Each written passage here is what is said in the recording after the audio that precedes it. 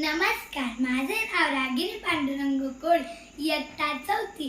आज मी तुम्हाला मला शिकायचंय हा पाठ वाचून दाखवणार आहे.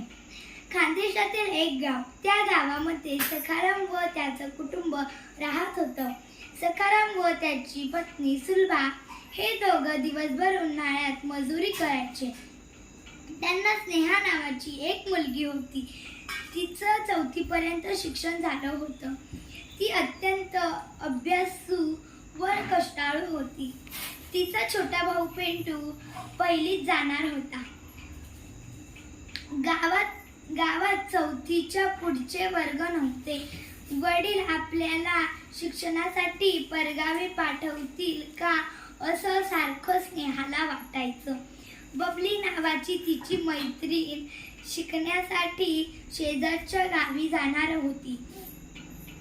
स्नेहालाही तिच्यासारखं आपण पुढे शिकावं असं वाटायचं. तिच्या मनात शिक्षणाचाच विचार सारखा घोळायचा. एके दिवशी नेहमीसारखं काम संपवून सखाराम व सुलभा घरी आले. मुलांना घरी ठेवून ते दोघं शेतावर गेले होते.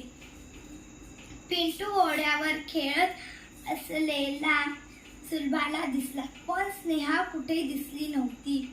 सुलभा लगेच स्नेहा स्नेहा म्हणून हाक मारल्या. आईची हाक ऐकताच स्नेहाच्या रडण्याचा आवाज वाढला. एका कोपऱ्यात बसून स्नेहा रडत असलेली सुलभाला दिसली. सुलभा तिच्या जवळ गेली. रडू रडू स्नेहाचे डोळे सुजले होते.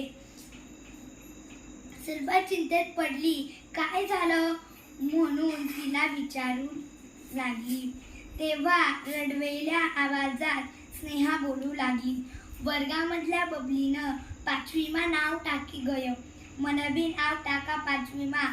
ओ माय, मले पुढे शिकान शे, मले शिकू द्यान. तेवढ्यात हातपाय धुवून सखाराम तिथे आला.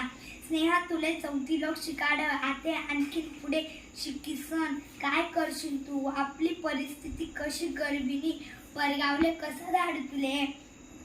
एसटीमा ये जा करनी पडी.